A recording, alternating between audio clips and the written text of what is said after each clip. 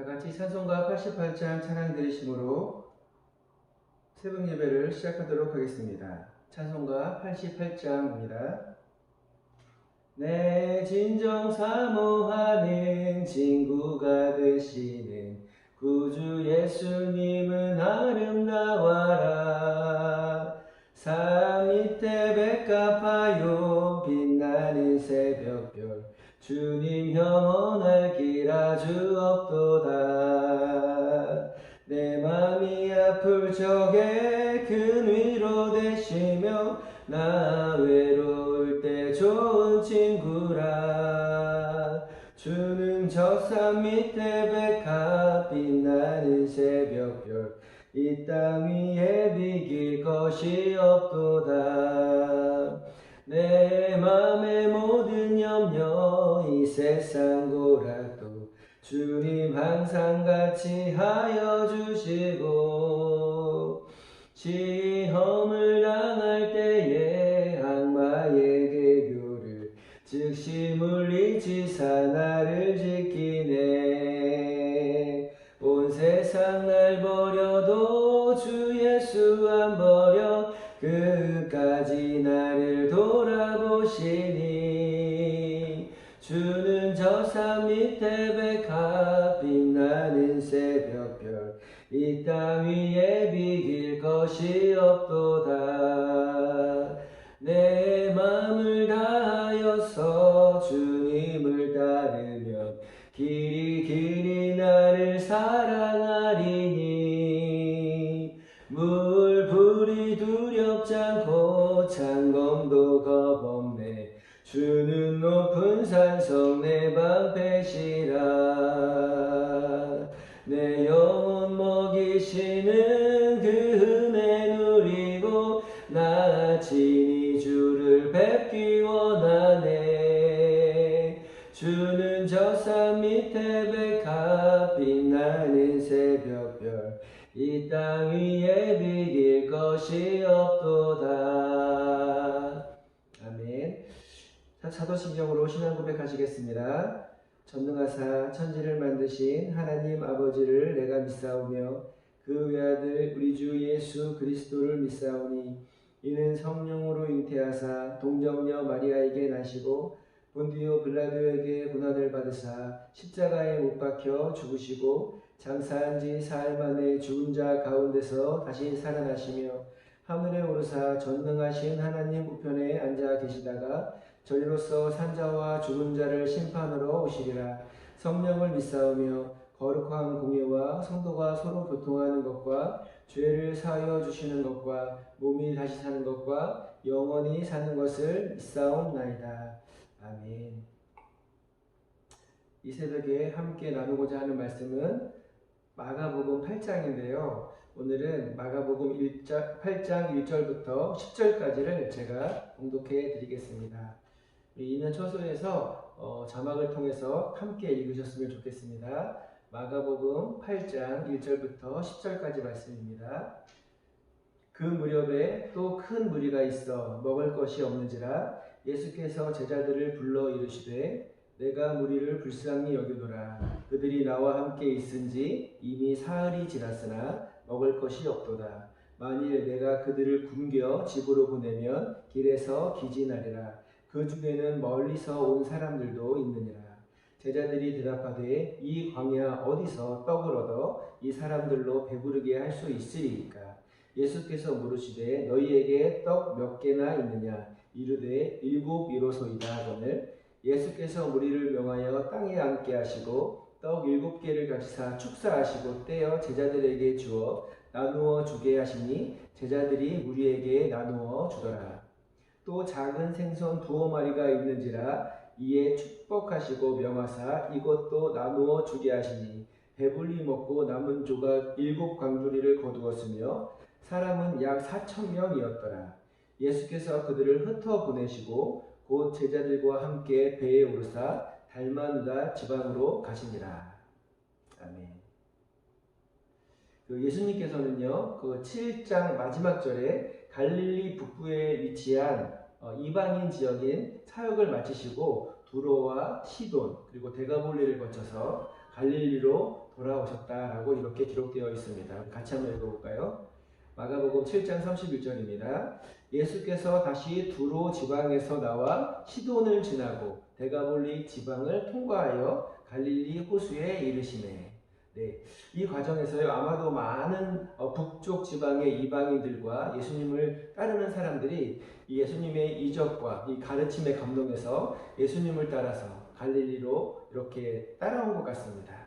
예수님께서는요 당신을 따라서 사흘 길을 걸은 이 사람들이 먹을 것이 없는 것을 보시고 불쌍히 여기셨습니다. 만약 이들을 그냥 돌려보낸다면 길에서 기진해서 쓰러져 굶어 죽을 수도 있을 거라고 걱정을 하신 것입니다. 마가복음 8장 2절 3절을 보면 그 내용이 나오는데 같이 한번 읽어보겠습니다. 내가 무리를 불쌍히 여기노라. 그들이 나와 함께 있은지 이미 사흘이 지났으나 먹을 것이 없도다. 만일 내가 그들을 굶겨 집으로 보내면 길에서 기진하리라. 그 중에는 멀리서 온 사람들도 있느니라. 네. 그러나 제자들이 가지고 있는 떡은요 자신들이 먹기에도 부족한 양인 7 덩어리 그리고 물고기 2마리 뿐이었습니다. 여기서 눈여겨보아야 할 점은요 바로 이 제자들의 반응인데요. 이들은 얼마 전에 보리떡 5개와 물고기 2마리로 그 남자 어른만 5,000명이나 되는 사람을 먹이고도 12강줄이나 남은 사건을 경험한 바로 그 제자들이었습니다. 당연히 이 작은 음식을 가지고 예수님께 내어놓으면 예수님께서 모든 사람이 먹고도 남을 만한 많은 음식을 주실 거라는 사실을 알아야 했음에도 불구하고 이들은요 이 광야에서 어떻게 떡을 얻어서 이 많은 사람들을 먹일 수 있으니까 라고 이렇게 반문하는 것입니다. 예수님께서는요 제자들이 가지고 있던 떡 7개와 물고기 2마리를 가지고 먼저 축사하시고 나누어 주어서 4,000명의 사람들이 먹을 수 있을 만큼의 많은 양으로 만드시고 7강줄이가 남았다고 이렇게 성경은 기록하고 있습니다. 이 사건을 통하여서 다시 먼 길을 가야 하는 두로와 시돈 지역의 사람들이 배고픔에 굶주리지 않고 자신들의 고향까지 무사히 갈 수 있도록 예수님께서 배려하신 것입니다. 이처럼 예수님은요 당신을 따르는 사람들을 끝까지 책임지시는 분이심을 우리는 잊지 말아야 할 것입니다. 코로나 사태가요 앞으로 얼마나 어떻게 진행될지 저는 알지 못합니다. 그러나 우리가 한 가지 알아야 하는 분명한 사실은요 하나님께서는 자신을 따르는 모든 사람들을 끝까지 책임져 주신다는 것입니다. 혹시 지금 이 시간에 여러 가지 어려운 문제를 가지고 기나긴 어두운 터널을 지나고 계신 성도님들이 계십니까? 끝까지 예수님의 자기 자신을 따르는 사람들을 끝까지 책임지시는 예수 그리스도의 크신 사랑과 은혜를 끝까지 붙들고 나아가는 그런 귀한 시간들이 되시기를 주님의 이름으로 축원드립니다. 예수님께서는요 우리들의 어려움들을 끝까지 두고 보시기만 하시는 분은 아니십니다. 나아가 여러분들이 그 어려운 문제를 해결할 수 있을 때까지 하나님께서는 끝까지 여러분들을 붙들고 도우실 거라는 것을 잊지 마시기 바랍니다. 마가복음 중간중간에 나오는 그 바리새인들과 같은 종교 지도자들의 예수님을 향한 시험은요 이들이 지속적으로 예수님을 허점을 찾아서 넘어지게 하려고 호시탐탐 시험하고 있음을 보여주는 것입니다. 오늘 말씀도요 예수님에게 표적을 다 보여달라고 이 사람들이 요구를 하는 모습을 볼 수 있는데요. 구약을 통해서 메시아의 도래를 가장 기다려야 하는 이 바리새인들이 정작 이 땅에 오신 메시아 앞에서는 그 메시아를 죽이는 데 가장 앞장선 사람들이라는 것은요 참 아이러니입니다. 예수님께서는요 마음으로 깊이 탄식하시면서 깨닫지 못하는 종교 지도자들에 대한 안타까움을 표시하십니다. 그리고 이들에게 표적을 보이는 것을 단호하게 거절하시고 배를 타고 다시 건너편으로 건너가십니다. 예수님께서는요 제자들에게 지도자들이 자리에 있으면서도 메시아를 알아보지 못하고 오히려 백성들의 눈을 가리고 메시아를 죽이려고 하는 이 바리새인들을 누룩으로 비유하시면서 그들을 조심하라고 이렇게 경고하십니다. 그런데 이 제자들은요 자신들이 떡을 깜빡 잊고 챙겨오지 못한 것을 보고 질책하시는 것으로 착각을 합니다. 그래서 서로의 눈치만 보고 있는 것입니다. 예수님이 보시기에 얼마나 이들 제자들이 답답하셨을까요? 그들은 생명의 떡이신 예수 그리스도와 함께 있음에도 불구하고 그것을 망각하고 자신들이 가지고 있는 떡이 한 덩어리밖에 없는 것을 보고 불안해하는 것입니다. 얼마 전에 있었던 오병이어의 사건과 또 바로 전에 있었던 칠병이어의 사건을 경험했음에도 불구하고 먹을 떡이 없어서 질책받을 것을 걱정하는 제자들을 보시고 예수님께서는 얼마나 답답하게 생각하셨을까요? 어떻게 생각하면 예수님의 제자들이라고 해서 지금의 우리들과 다를 바 없는 아주 평범한 사람들이라는 것에 대해서 우리로서는 어느 정도 위로가 되는 말씀이기도 합니다. 예수님께서 도착하신 곳은요, 벳세다로 이곳에서 한 명의 눈먼 사람을 만나십니다. 그런데 예수님께서 이 맹인을 치료하시는 방법이 복음서를 통틀어서 이곳이 유일할 정도로 매우 독특합니다. 보통 예수님의 치유는요, 말씀으로 선포하심으로써 단번에 치유되는 것에 비해서 예수님께서는 이 맹인의 눈을요, 두 단계를 나누어 치료하시는 것을 볼 수 있습니다. 이것은 예수님의 능력이 부족하거나 이 맹인의 시력이 너무나 악화되어서 그런 것은 아니었습니다.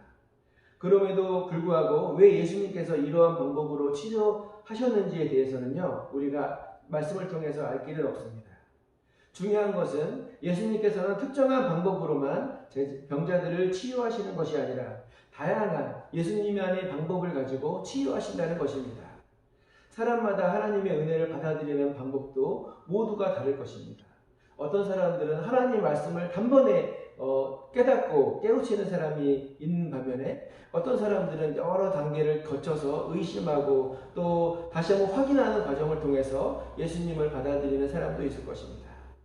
어떠한 방법이든지 간에 예수님의 능력은 언제나 동일하다는 것을 우리는 알아야 할 것입니다. 그 다음 행성지는요, 가이사랴 빌립보라는 지역입니다. 이 지역은요, 로마 황제를 기념하기 위해서 그 카이사르라고 하는 로마 황제의 이름과 당시의 분봉왕인 빌립 자신의 이름을 따서요, 합쳐서 지은 지역으로 예수님은 이곳에서 사람들이 자신을 누구라고 부르는지에 대해서 제자들에게 물으시는 내용이 나옵니다. 예수님의 의도가 무엇일까요? 세상을 다스리고 통치하시는 진정한 왕은 카이사르나 분봉왕이 아니라 바로 하나님 아버지의 독생자이신 예수 그리스도임을 우리에게 알려주시려고 하는 의도일 것입니다. 이 질문에 대해서요, 베드로는요, 주는 그리스도이십니다 라고 이렇게 고백을 합니다. 그리스도는 구원자라는 의미인데 아마도 베드로도 예수님을 로마로부터 이스라엘을 독립하게 해주실 분으로 여기고 있었던 것이 아닐까라고 생각이 듭니다. 예수님께서는요, 이곳에서 비로소 자신이 고난받으실 것과 십자가에서 죽으실 것과 그리고 3일 만에 부활하실 것을 제자들에게 말씀을 가르치십니다. 이때 베드로의 행동을 한번 살펴보시기 바랍니다. 32절 말씀인데요, 우리 함께 읽어보겠습니다. 드러내놓고 이 말씀을 하시니 베드로가 예수를 붙들고 항변하네 라고 이렇게 기록되어 있습니다. 당시의 스승과 제자, 랍비와 제자와의 관계는요, 부모와 자식과의 관계를 넘어서 임금과 신하의 관계일 정도로 아주 엄격한 관계였습니다. 베드로가 예수님을 붙들고 항변한 것은요, 당시의 그 랍비와 제자의 관계로서는 상상도 할 수 없는 일이었을 것입니다. 베드로의 생각으로는 예수님께서는 지금처럼 사람들의 마음을 사서 우리가 예루살렘으로 가서 모든 이스라엘 사람들이 예수님을 따르면 예수님의 그 능력을 통해서 로마로부터 이스라엘을 구원할 것이라는 그런 생각을 했던 것입니다. 예수님께서는 이러한 베드로를요, 사탄이라고 말씀하실 정도로 그를 단호하게 물리치십니다. 자신의 죽음을 막으려는 베드로의 행위가 어떻게 보면 매우 고마울 수도 있었겠지만 그 길이 예수님이 이 땅에 오신 목적이자 예수님이 가셔야 하는 길이었기에 예수님은 베드로를 책망하신 것입니다. 예수님께서 베드로를 호되게 책망하신 것은 인간적인 예수님 스스로도 그토록 많은 고뇌와 근심이 있었다는 반증일 것입니다. 후에 겟세마네 기도를 통해서 예수님은요, 하나님 이 잔을 내게서 옮겨달라고 이렇게 간절하게 기도하시는 것을 보면 예수님의 사역이 얼마나 감당하기 힘들 정도로 어려운 것인지를 우리는 말씀을 통해서 잘 깨닫고 있는 것입니다. 예수님께서는요, 마지막으로 제자들에게 자신의 길을 따를 것을 권면하셨습니다. 자기를 부인한다는 것은요, 자신의 생각이나 의지가 옳다고 생각하지 말고 오직 예수님의 말씀에 순종하는 삶을 살아가기로 결단하라는 것입니다. 살아가는 왕성 가족 여러분, 예수님을 믿는다는 것은요, 예수님의 길을 따라가는 삶을 산다는 것입니다.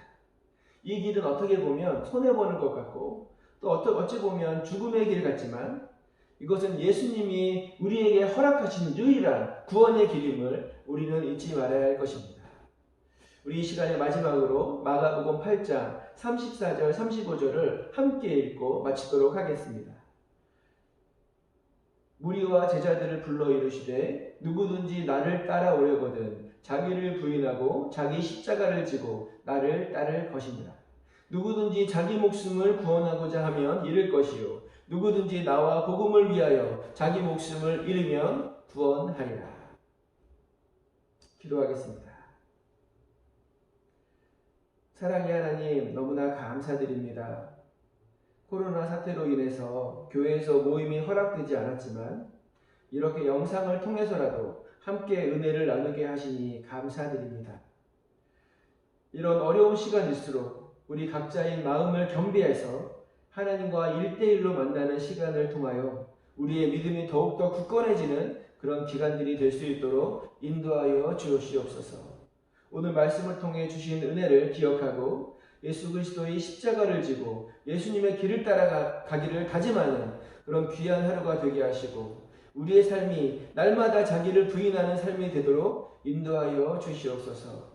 이 예배에 참여하는 우리 모든 성도들과 함께 하시고 오늘 하루의 삶 가운데서 주님께서 선한 길로 인도하셔서 주님과 순간순간 동행하는 하루가 되게 하여 주시고 그 마음에 품은 기도의 소망을 주님께서 아시오니 주님 뜻 안에서 응답되는 하루가 될 수 있도록 인도하여 주시옵소서. 이 모든 말씀을 예수님의 이름으로 기도드립니다. 아멘. 우리 주기도문 하시고 공동의 기도 제목을 가지고 나누며 기도하도록 하겠습니다. 하늘에 계신 우리 아버지여, 이름이 거룩히 여김을 받으시오며 나라의 임하옵시며 뜻이 하늘에서 이루어진 것 같이 땅에서도 이루어지이다.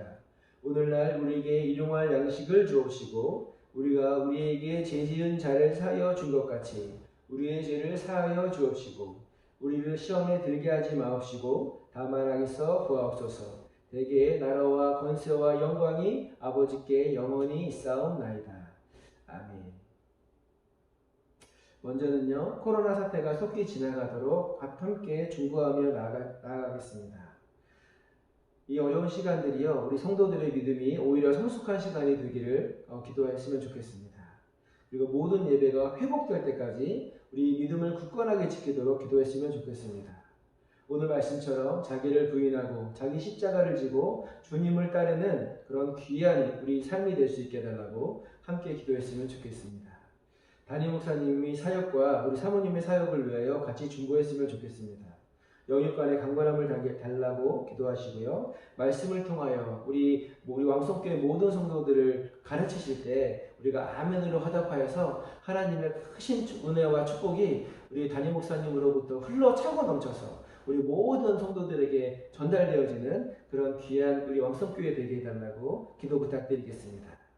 왕성교회의 부흥과 또 표와 또 2023 비전을 온전히 이루어지는 그런 은혜를 우리가 체험할 수 있게 해달라고 같이 기도했으면 좋겠습니다. 코로나로 인하여서 힘들어하는 사업장과 직장과 가정과 학교와 학원 주님 지켜달라고 기도하시고 속히 회복시켜달라고 함께 중보했으면 좋겠습니다. 그리고 주변에 기억나는 어려워하는 힘들어하는 그런 지체들을 놓고 함께 중보하며 나아갔으면 좋겠습니다. 몸이 아프신 지체들이 주변에 많습니다. 우리 함께 주님의 치유의 역사 이루게 해달라고 같이 중보하며 나아가도록 하겠습니다. 그리고 마지막으로 각자의 기도 제목을 놓고 기도하고 오늘 새벽 예배를 마치도록 하겠습니다. 우리 주여 한번 외치고 기도하겠습니다. 주여